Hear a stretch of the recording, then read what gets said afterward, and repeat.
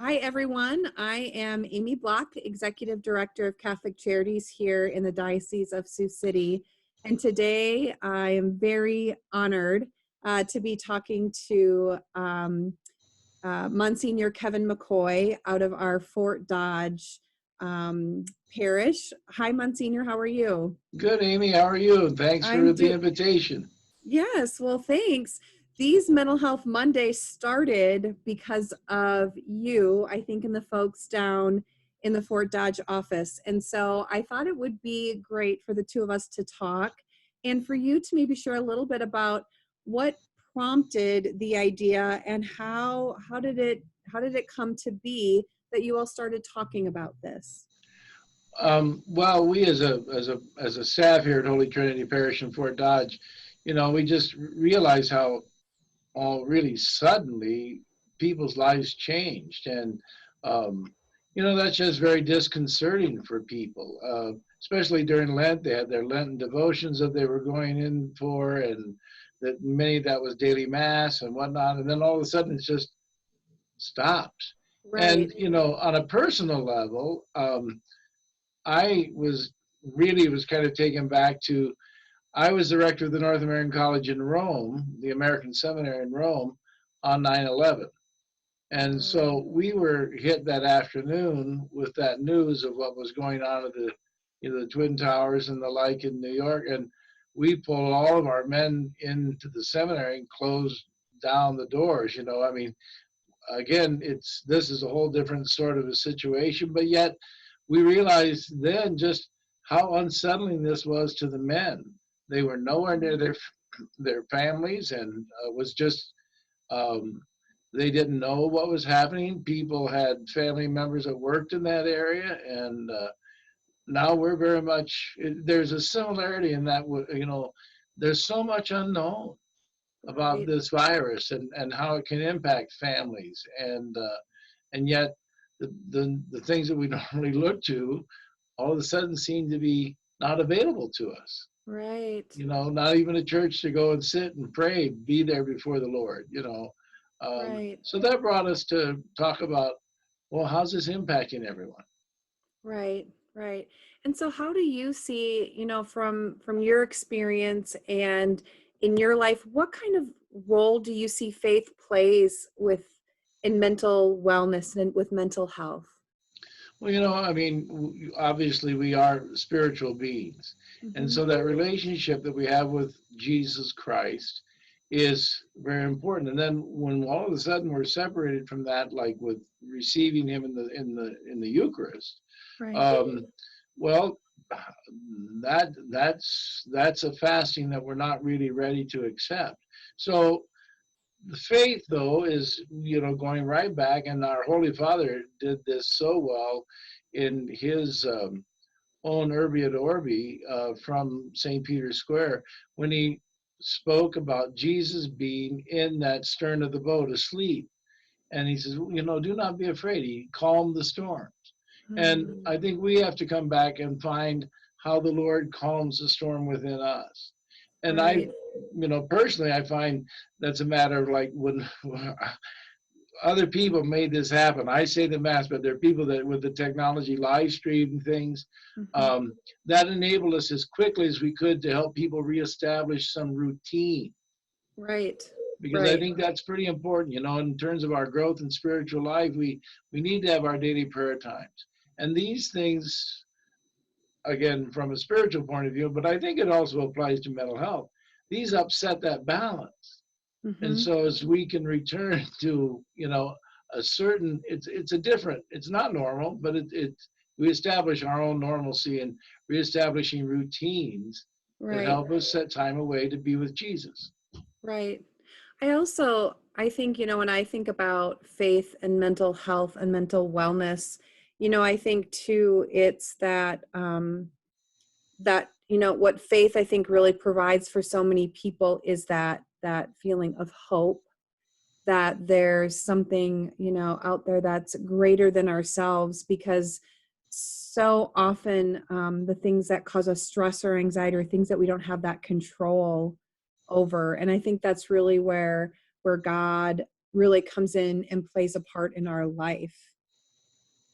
And again, we're doing this through Zoom, so Right. I think as we can reestablish some relationships with those people that we're accustomed to seeing at Mass, Right. or maybe it's a youth group getting on and sharing, continuing to try and do some of their, well, they're at a social distance, but they're able to share those things that matter to them.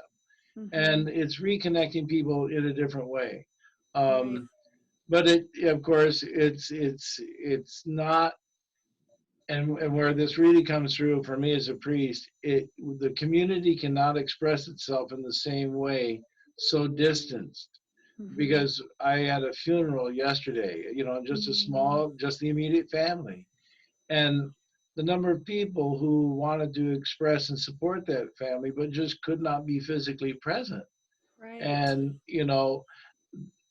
but they want that the grieving family to know that there is this Christian hope, Right. and but they aren't able to hug them or Right. to do that in the same way. Right. So the funeral procession actually to the cemetery. This was in one of our small rural communities here in Western County. They drove through town and people had lined up in their Oh, vehicles and they honked the horns and they did yeah. whatever they could to show their love for these people. Yeah. That connection and that, or Yeah, those faith families. yeah, Yes. yeah. Yes. So, So Monsignor McCoy, I'm going to put you on the spot. What okay. have you been doing to take care of yourself and your mental wellness? Obviously, faith and prayer are a big part of your life. What other Uh, things do you do to take care of yourself during well, these times? you know, I'm doing more cooking at home. Uh-huh. What's your best dish? What do you best cook? Oh, no. I usually I tend to Italian cuisine, but that's really not good. All those carbohydrates. True, So true. the parochial vicar, Father Feller. Again, it's so different for us because we would share a meal, and we still Sure. do, but we do it in the garage. 12 feet apart from one another. Right. But no, I mean, so thankfully now we're grilling out, and Yep. but then that's be able to share that fraternity is really very Yes. important, and it's so I mean I find again it's very important to try and establish those prayer times Mm-hmm. because the one thing about Zoom is well, hey, you can meet at 5:30 or 6:30 or whatever. Well, all of a sudden, I mean, I hate to look at my calendar today, but I've been on Zoom meetings from 9:30 this morning right up to the present. Right. Um, Long day. yeah, when it. So you say, well, did I get midday prayer in there? So you have to be really Mhm. careful, Yes. because and so it's a matter, and reaching out to people with the old telephone. The old you fashioned know, way. you Yep. know because we had some we've had a number of emergency situations where Mm-hmm. normally we'd be there to comfort those people in person, but we haven't been able to do that, and Mm-hmm. I find that that's been very stressful emotionally and Right. mentally, because we're accustomed to responding Mm-hmm. uh, Right. in a physical way. Right. So again, trying to find out new ways to to Yep. make sure that you stay in touch. Yes. Yes. Well, I and all of us at Catholic Charities are so appreciative that you came up with this idea, because I think it's been helpful for so many throughout our diocese to just have little tidbits and little ideas and suggestions for all of us during this time. And so I appreciate all of you and for your time today, Monsignor McCoy. And I just want to remind all of you who are watching that if you're struggling and you need some extra help or support, that all of us at Catholic Charities are here for you. You can call any one of our locations or visit our website, which is cathchar.com, CATHCHAR.com.